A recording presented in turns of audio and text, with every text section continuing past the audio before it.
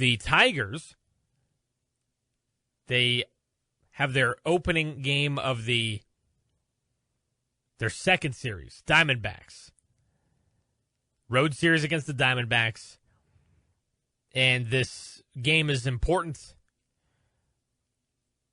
because this was the first game back officially for Justin Verlander, his first game that he's pitched with the Tigers since 2017. And I actually went to his last start with the Tigers before last night. It was just before the trade deadline that season. The Tigers were in Colorado to take on the Rockies. In the last game of that series, Justin Verlander pitched. Also, fun fact, he got his first career RBI in that series. That was still back in the days when there was no universal DH. That was when in the National League, the pitchers still had to hit. So with Justin Verlander being a American League pitcher, he never had to hit unless he was pitching on the road against the National League team. So very rare that Justin Verlander got any plate appearances. And alas, that far into his career, he gets his first career RBI. And again, that ended up being his last game with the Tigers, was traded at the trade deadline to the Houston Astros, and that was it for Justin Verlander in a Tigers uniform until last night. Got the start last night, and he looked pretty rough. So he just looked very shaky to start. Command was not really there. Anytime he threw an off-speed pitch was usually in the dirt. There was a stretch there, especially in that second inning. It was, even in the first inning, he threw like 30 pitches in that first inning. And again, it was like every other pitch was in the dirt. It was just not good. And looking at this guy's numbers throughout spring training, didn't really have the best numbers in spring training. Gave a lot of hits, home runs specifically he struggled with in spring training. So I was worried, like, man, he's not looking solid right now in spring training. Hopefully he's able to just start anew in the regular season and get off to a much better start in the regular season than he did in spring training. And unfortunately, that spring training, the struggles carried over. So that first inning, after the Tigers, they get a couple base runners on, but not able to do anything with. The Gleyber Torres walked in a Riley Green single, but with 2 outs. And then a hit out in the infield ground out. So now the bottom of the first inning. So we got Justin Verlander on the mound. Immediately a single for Ketel Marte, and then a wild pitch moves him up to second. And then Corbin Carroll, bam, triple. And then just like that, all right, 1-0. And then we got a walk. We got a 1-run ground out. Then a couple outs, able to get out of the inning. So 2-0 Diamondbacks. And then the Tigers, 2 outs, get a Parker Meadows double, another out, called strike 3. Javi Baez just froze him up. Mike Soroka, he pitched phenomenally for the Diamondbacks. His Diamondbacks debut, we'll get to him in a moment. And then the second inning comes around. Immediately get a line out, and then a Ildemaro Vargas single, Jordan Lawler single. Ketel Marte flies out. So, all right, 2 on, 2 outs. Boom, Corbin Carroll, 3-run home run. And it's like, oh, geez, this thing got out of hand. Boy, that escalated quickly. And again, in those 2 innings, just Justin Verlander really struggling with the command. Really shaky, and he did have some comments after the start that, he needs to be better. He needs to be sharper. He didn't necessarily feel that bad coming out of spring training. He felt pretty good in terms of how his pitches he was executing. But no, Arizona able to barrel him up anytime he was in the strike zone in this one. Meanwhile, able to take that 5-0 lead. That held for a couple of innings.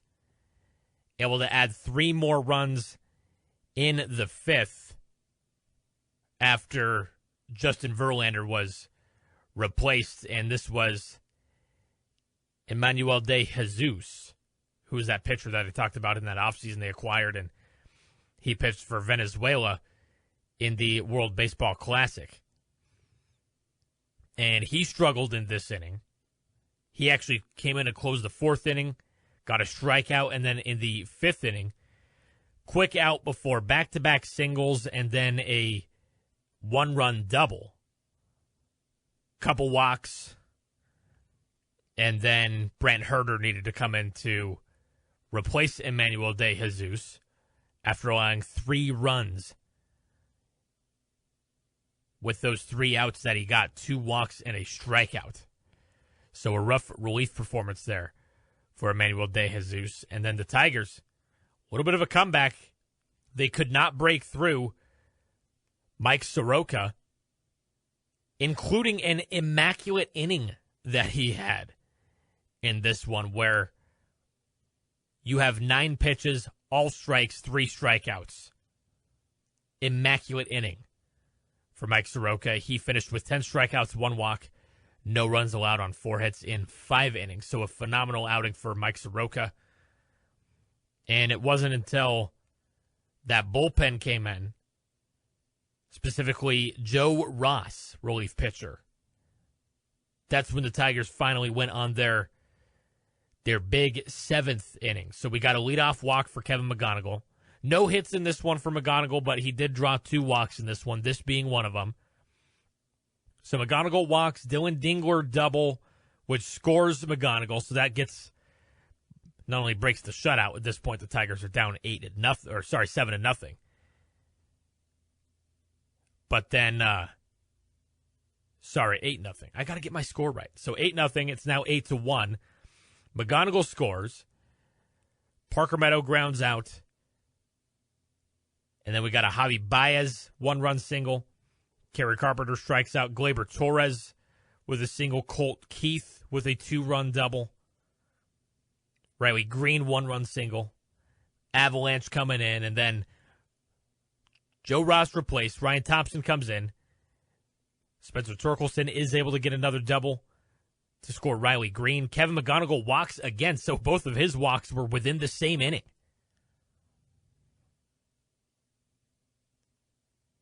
And then you had a bases-loading walk for Dylan Dingler after his double earlier in the inning. And then Thompson replaced immediately after that. Couldn't even get out of the inning. And then Juan Murillo able to get the last out. So that ended that for the Tigers. And that was it. That was all their runs within that 7th inning.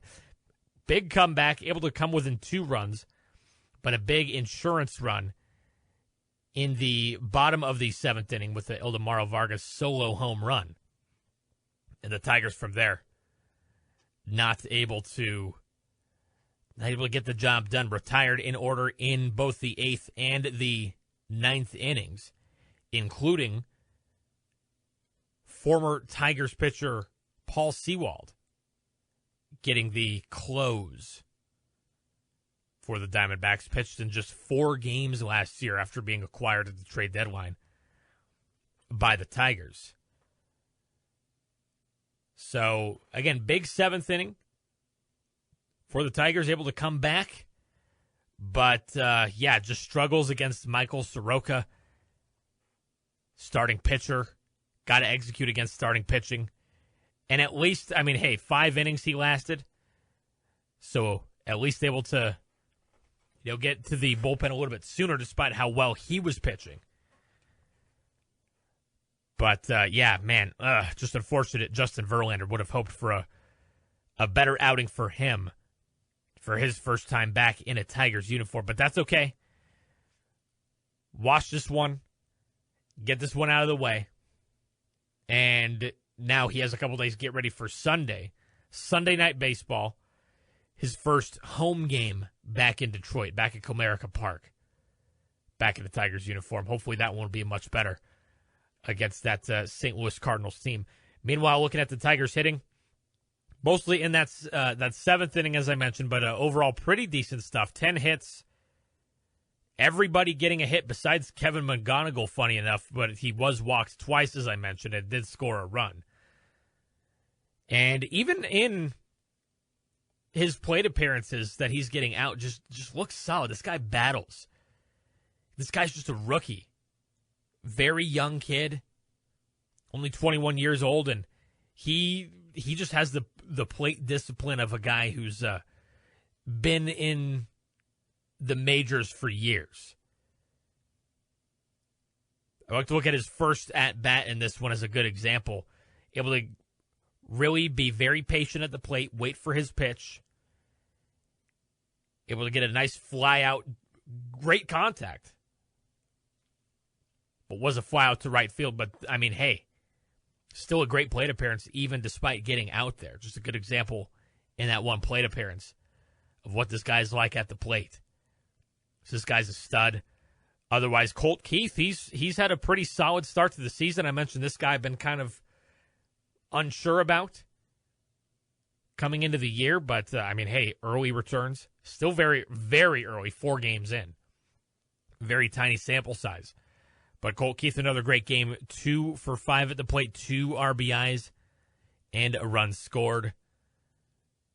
And then Riley Green, a 2 for 5 performance as well with a RBI. And just 1 strikeout, which is nice. I like to see that with Riley Green, keeping those strikeout numbers low as he continues to progress in his career, round out into a star bat for this Tigers team.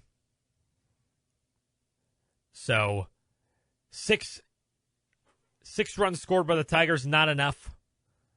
9-6 the final. The Tigers drop the opening game of this 3-game Diamondback series. They have a chance to still win the series.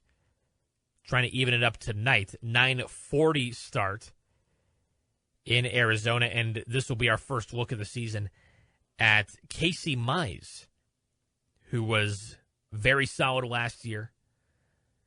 Really in the last 2 seasons, coming off of Tommy John 2 seasons ago in 2024, kind of rounding back in the form. And at that point, it's like, ugh, man, does he look the same? Is he even the same guy after that? But then really rounding back into the solid starter that we knew he could be when the Tigers drafted him number 1 overall.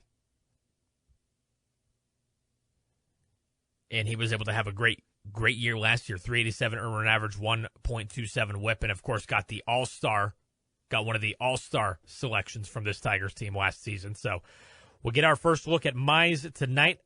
Starting pitcher for the Diamondbacks is Brandon Pfaadt. I don't know how to say that. Pfaadt. Brandon Pfaadt. Fad.